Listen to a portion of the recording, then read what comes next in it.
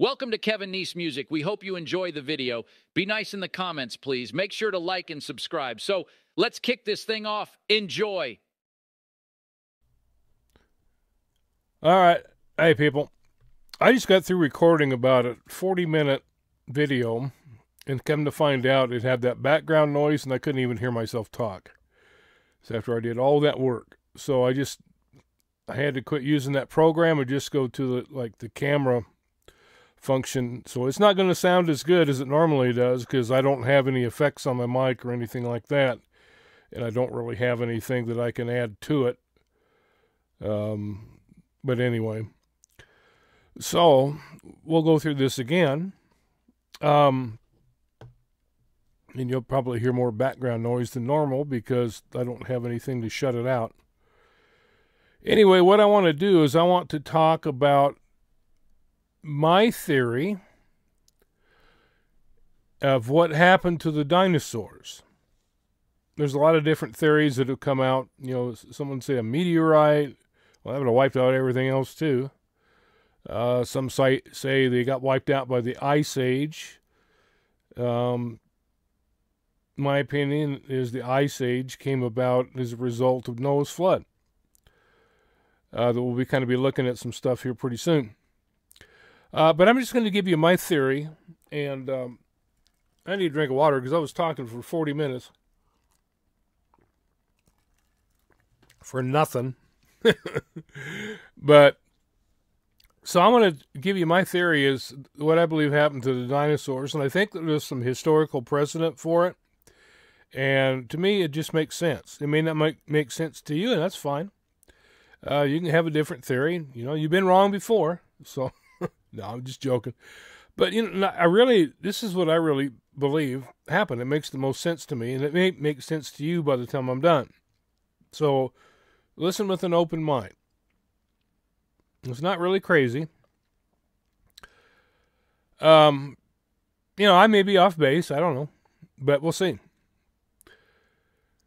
Okay, first of all, when we're talking about the dinosaurs, I think something that is really important to keep in mind. And that is most dinosaurs did not look like we see them depicted. Most dinosaurs are basically a concept in an artist's mind. Most dinosaurs are based off of like something partial, like a part of a jaw, a part of a skull, a leg bone, a tooth, you know, some claws.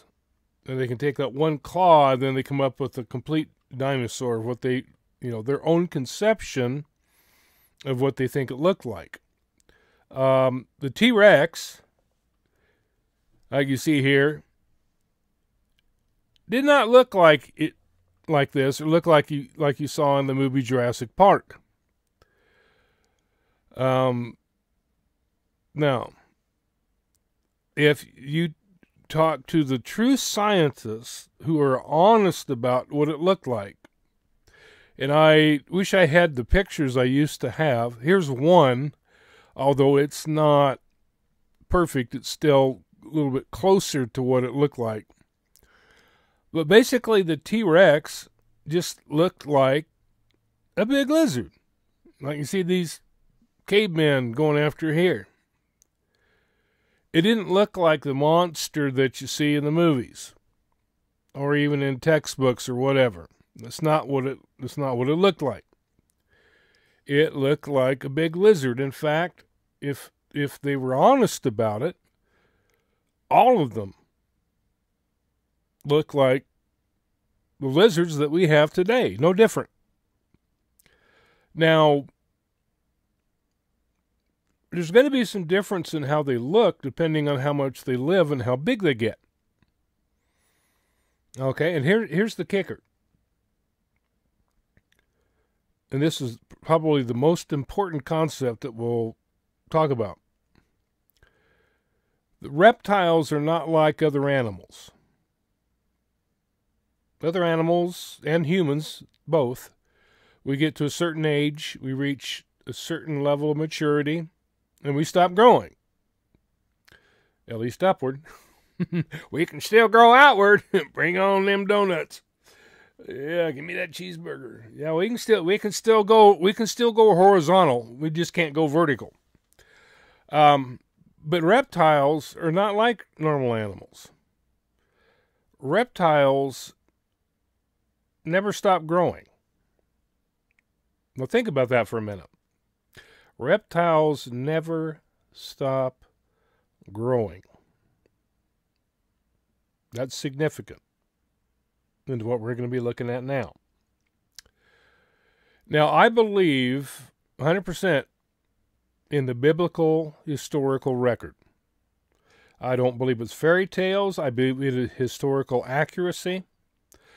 People say, oh, those big ages that they lived to back then, that's just, they did for emphasis or exaggeration, or, that's their, urban tales or whatever. No, not at all. There were different conditions before the flood, as we're going to be looking at. Things were completely different before Noah's flood. People lived to a ripe old age of almost 1,000 years sometimes. It's not like it is today, with the harmful rays of the sun coming through, and basically that's what makes us age. They didn't have that back then. We're going to see. They had protection from it. I mean, yeah, they had sun, but they had protection from the sun. Now, the earth at one time was completely tropical. And that can't be argued. Cannot be argued. Too much evidence to show that. They found frozen mammoths up in the Arctic that had tropical vegetation in their stomachs. They have found petrified forests of tropical trees, palm trees, other tropical trees, tropical plants up in the frozen tundra up north. And same thing with south. At one time, the entire earth was of the same temperature. It was tropical. Which I don't think I'd like that, because I am not fond of humidity. I have a feeling if I went back in time and ended up in that world, I wouldn't last long. Because, man, I don't like humidity. But the whole planet was tropical. Now, I believe and I don't know if there's scientific evidence for this or not, but this is just my idea. I believe what caused the flood, Noah's flood, I believe that the earth used to be straight up and down. Or at least whatever angle it would have had to have been at for the entire earth to be tropical. And then all of a sudden the earth tilted. And now you had the middle of the earth getting the most sun. It's tropical, whereas the North Pole and the South Pole became frozen.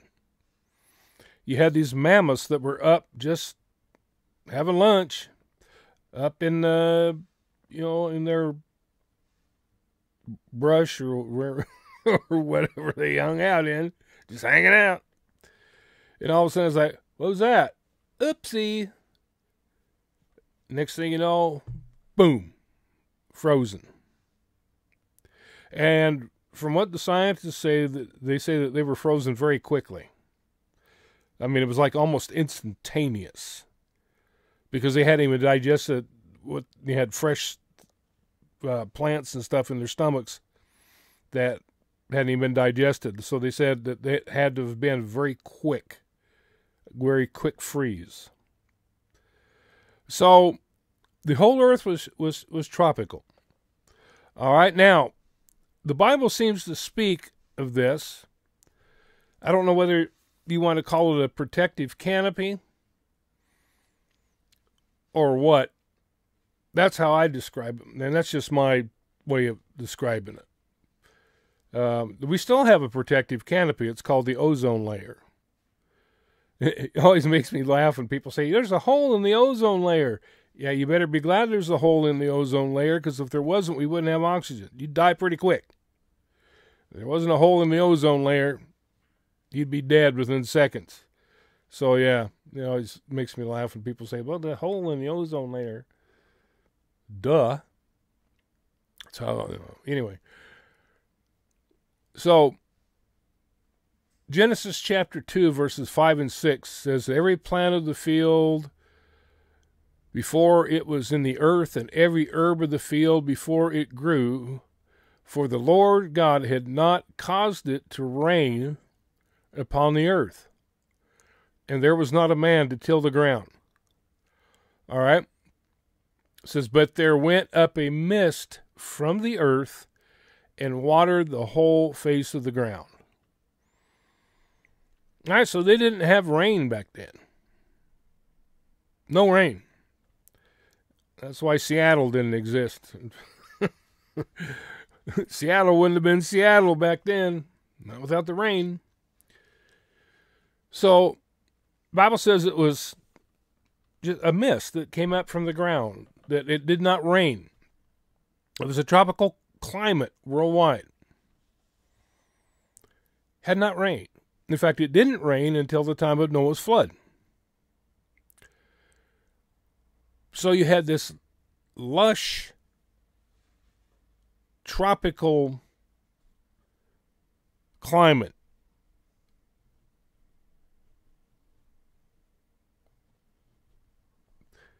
And I'm going to stop right here and check and make sure that my audio is fine. I don't want to do this whole thing again and find out it sucks. So I shall return. Alrighty, so far so good. So we have this tropical climate that's worldwide. So conditions were completely different back then. So it's not unfeasible at all to believe that people lived a lot longer than they do now. The conditions were such that it allowed them to do so. Now, here's the thing. After Noah's flood, the conditions changed. And as we look at the biblical record, we see this very clearly. Life expectancy started spiraling downward after the flood. All right, let me show you what I'm talking about. Okay, Adam lived 930 years. That's a long time. I don't know if I'd want to live 930 years, honestly. But back then, that was normal, or somewhat normal. All right, we also see Methuselah, who is the oldest person listed in the Bible. 969 years.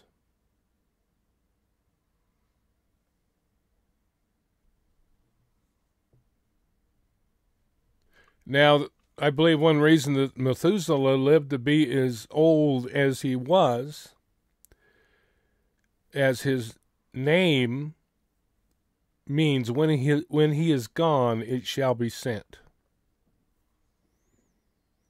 Basically talking about the flood. And that's why Methuselah lived as long as he did, was basically a matter of God's grace, trying to give the people a chance to repent. They didn't. And the flood came.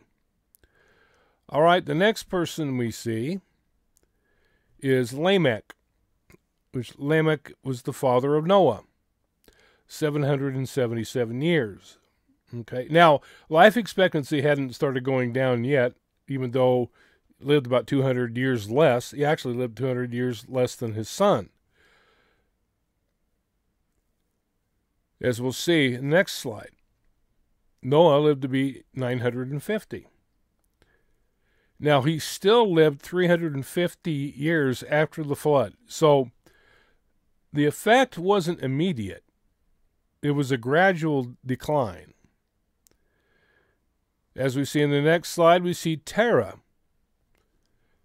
the father of Abraham, lived to the ripe old age of 205. So now we've gone from being in the 900s with Adam and Noah. Now, by the time we get to Abraham's time, his father, Terah, lived to be 205. Abraham himself lived to be 175. Okay, so we're seeing it. And again, it's gradual because we look at the next slide, we see Isaac, Abraham's son, lived to be 180. All right. However, by the time we get to Moses, we're starting to gradually get down to normality, close to it. Moses lived to be 120. So see it gradually decreasing? Of course, Joshua succeeded Moses, and he lived to be 110. Again, going down, going down. Finally, by the time we get to David, because he writes in the book of Psalms, he says, the years of a man are 70. In other words, 70 years. So we've gone from 930 and 969 downward, downward, downward, downward, downward through the centuries until by the time of David, we're basically at the same point that we're at right now. An average lifespan, or what we would consider today to be average. Now, what I did is I went through and I took everybody's age that was listed where it gave their ages. I took everybody's age that lived before the flood. And I even included Noah, even though he still lived 350 years after the flood. I still included him.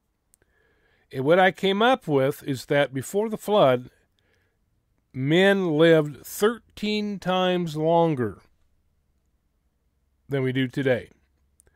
There were 13 times the average of 70 years.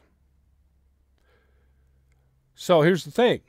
If man lived 13 times longer before the flood, so would animals. Right? Only makes sense. If man lives 13 times longer, animals would live 13 times longer.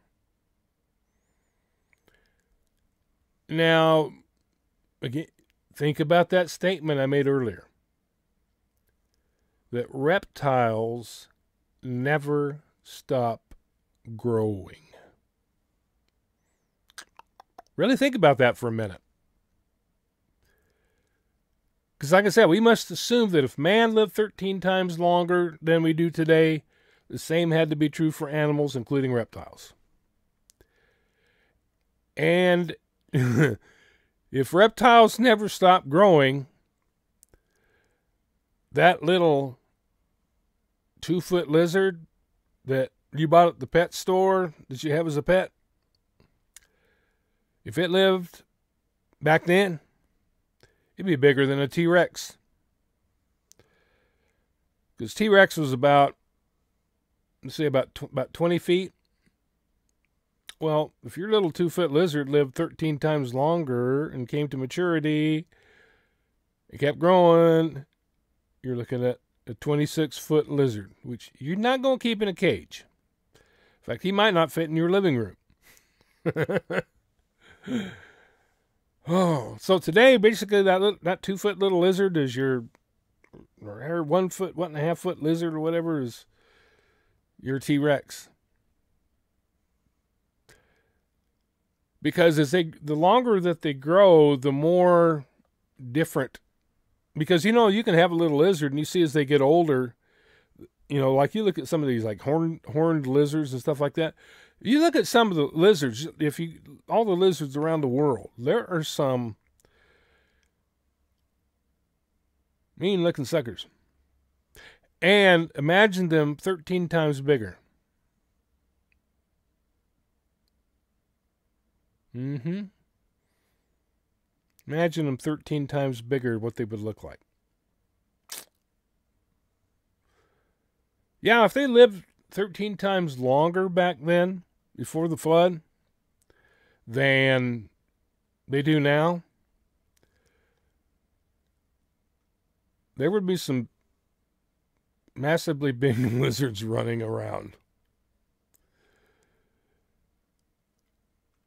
I don't know that I'd like to. I wish I could go back in time, honestly. I wish I could go back in time, but just like being like a protective bubble or something like that where I couldn't get hurt. I could just be an observer, you know, because I wouldn't want to be out walking around like, you know, all of a sudden here come a hungry, you know, 25-foot lizard. You know, it sure make you be looking around and checking out your surroundings when you went out to pick berries, wouldn't it? I can't imagine. Can you imagine?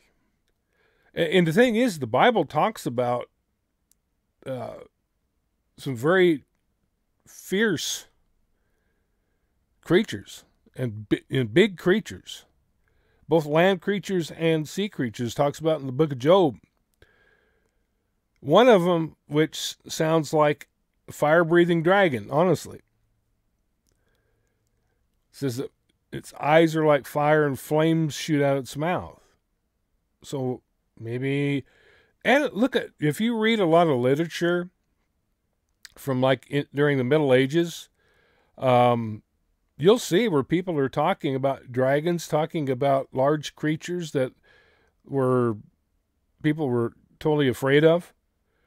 I've heard stories of things, well, of course, you know, Loch Ness Monster and stuff like that, which I don't know. I don't know how much credence I give to that, but I also have heard stories like of scientists going over like to the Congo over in Africa looking for Mokola Membe, which is they say it's kind of like a hippo, but it's got a long neck like a brontosaurus.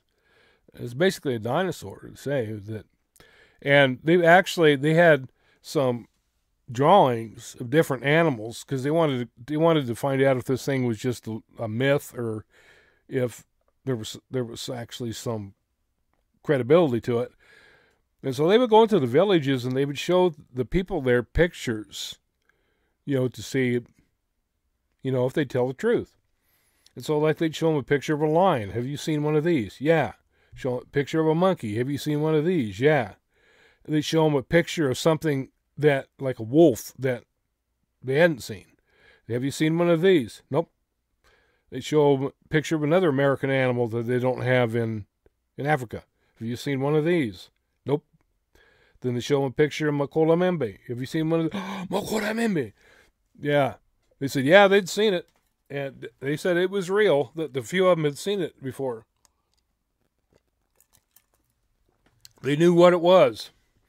So, you know, we don't know. And also, too, you know, how often are we finding new species like in the ocean? It happens all the time. We're continually discovering new species of things. And we can only go down so far into the ocean safely. So there's a lot of expanse that we have not investigated or explored. Nor can we at this point. So we don't know what all is out there. We really don't. You know, can you imagine how big, because there are some big crocodiles even now. Yeah.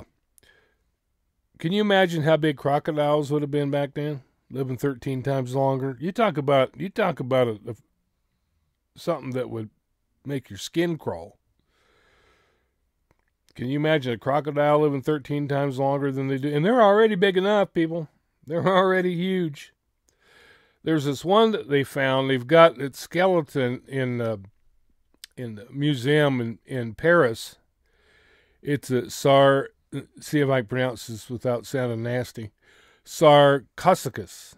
All right, here's a picture. This is a skeleton. That's a big boy right there. Yeah. All right, Wikipedia says Sarcophagus was a giant relative of crocodiles, with fully grown individuals estimated to have reached 29.5 to 31.2 feet in total length and 3.9 to 4.7 short tons in weight.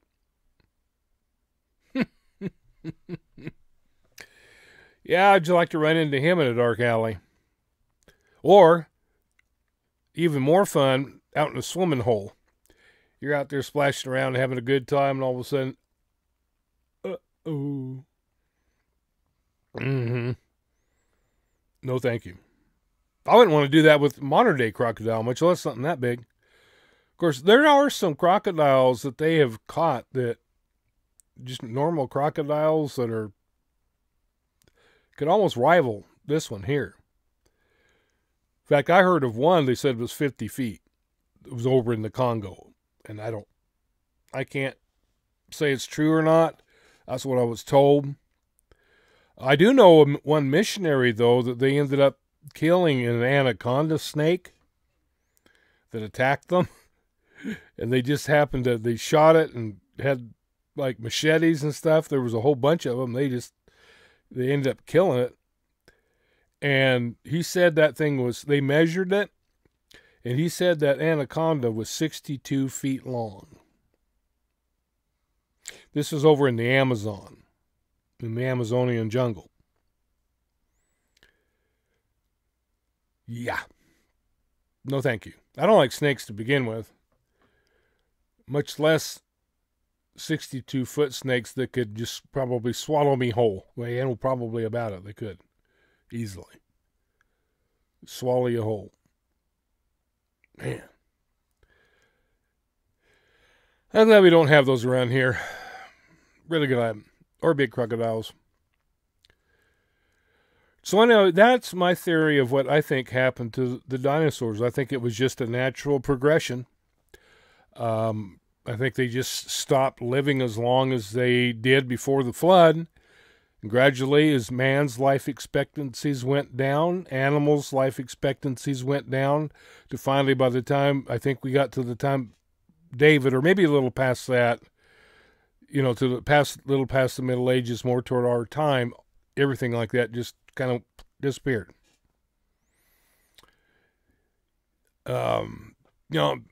People say, "Oh, fire-breathing dragon." Well, you've got animals. You ever heard of the bombardier beetle? That's what you call lighting farts without a match. Look up the bombardier beetle. These things shoot fire out their butt. Well, maybe not necessarily out their butt. Well, close.